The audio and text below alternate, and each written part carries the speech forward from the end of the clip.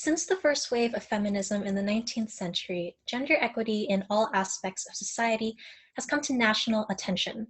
Despite the progress that has been made, there is still much work to be done. Kumzile Mlambo Nguka, Executive Director of UN Women, stated that even when laws and policies are in place, deep-seated attitudes about gender roles can hold back substantive change. The pervasiveness of prejudice on the basis of sex and gender has continued within the realm of sporting, even with new legal protections that promise protection from discrimination. As part of the modern-day feminist movement, equity for transgender athletes has seen a rise in awareness. As Mlambo Nguka wrote, prejudice against masculine women athletes is a major issue that must be addressed to achieve equality.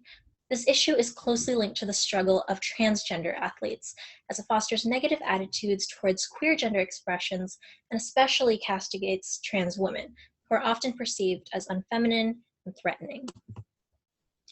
Critics often focus on the impact that trans students would have on cis students in sex-segregated sports, but how trans students themselves are impacted is equally important.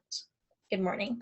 My name is Pristine T, and my research question is, to what extent does transphobia affect participation of American gender minority youth in high school and collegiate sports? The answer to my research question is that transphobia causes transgender students to have lower levels of sports participation due to economic struggle and discrimination, which hurts their health.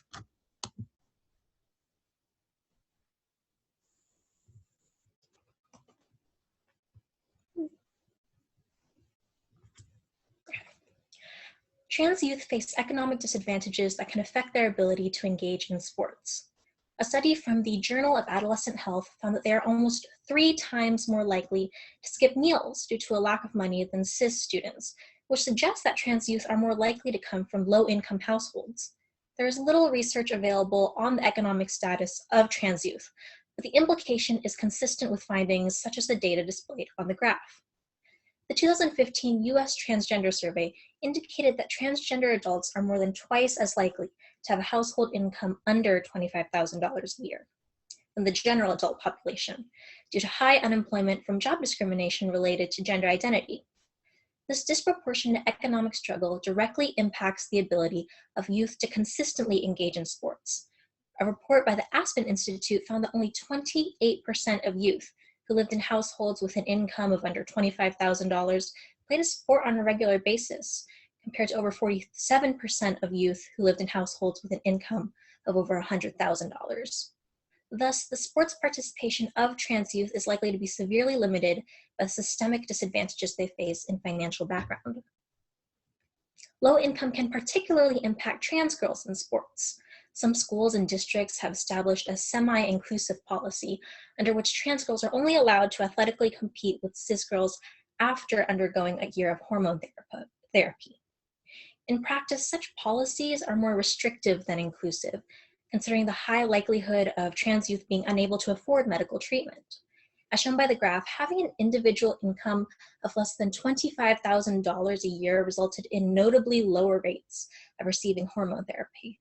The costs associated with hormone therapy are prohibitive and cause poorer trans girls to be unable to participate in athletics, posing another obstacle to equal access to sports opportunities.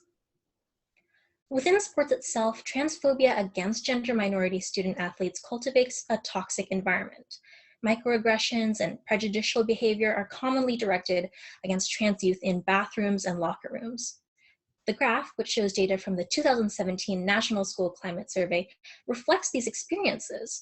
Many trans youth avoid sex-segregated and physical activity-related spaces because they feel unsafe or uncomfortable. Policies forcing trans students to use locker rooms corresponding with their assigned sex at birth rather than their gender identity were also found to increase avoidance and make students less likely to participate in sports.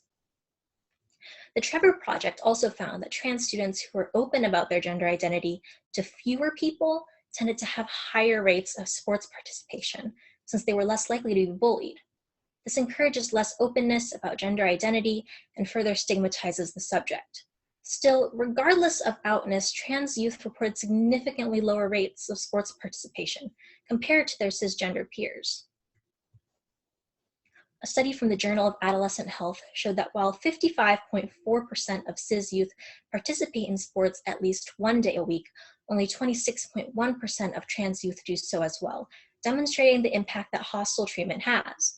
The disparity in sports participation between cis and trans students is clear on the graph that I created from the data from this report. Transphobia related to school sports has both direct and indirect impacts on the health of trans students. A study from Georgia State University found that the denial of access to facilities aligning with a student's gender identity made that student 1.45 times more likely to have attempted suicide. The refusal to affirm gender identity in the context of sex-segregated sports areas is an incredible danger to the well-being of trans youth. When it comes to indirect effects, a study on the psychological benefits of sports suggests that exercise is linked to reduced levels of depression. However, bullying on the basis of gender identity has been associated with a moderating effect on benefits. That is, the typical antidepressant effect after physical activity is dampened due to bullying. This makes physical activity even less enticing to trans youth. Sports participation is already fraught with the risk of being exposed to discriminatory attitudes and bullying. With fewer mental health benefits from exercising, the incentive to participate in the face of transphobia is significantly reduced. As transphobia has such negative consequences on the sports participation and well-being of trans youth, it is necessary for school institutions and personnel to address harmful policies and behavior. For schools with hormone therapy policies, this means working with trans students to help them afford the required medical treatment and secure therapy plans. An objection to this is that poor schools will not be able to provide financial assistance for hormone therapy, which encourages them to save money by turning away trans students who are interested in sports. In such instances, schools wishing to still provide equitable circumstances for trans students should look into removing medical requirements entirely, especially for non-varsity level sports. Additionally, facility policy should be amended so that students may use the facilities that align with their gender identity. Although reducing stigma certainly takes time, this action would help set a tone for the campus environment and affirm trans students, which has the potential to save lives. These solutions would help to make sports participation more welcoming and safe for trans youth, and they would also be an important step in providing equity for all trans people in our society. Thank you. Are there any questions I can answer? I do have two questions for you. Where are they? They're there. First question, how did your research question evolve as you moved through this process? I had to narrow down my research question a lot from the beginning to the end. At first, I wasn't sure what kind of data was out there in terms of trans people in sports, and I realized that there was a lot that had to do with the Olympic level, but I felt that I was not, I felt that my knowledge of like Olympic level sporting was not where I wanted it to be so that I could most effectively research. So I shifted gears and researched more to see if I could find something that was more in the youth age category in terms of youth sports, and that's where my research question took me. Okay, and if you had more time, what additional research would you do on this subject?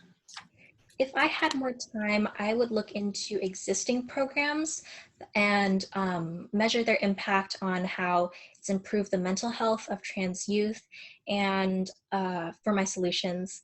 And another area that I would have looked into is, instead of just economic and health reasons, what kind of cultural symbols are present that specifically stigmatize trans youth.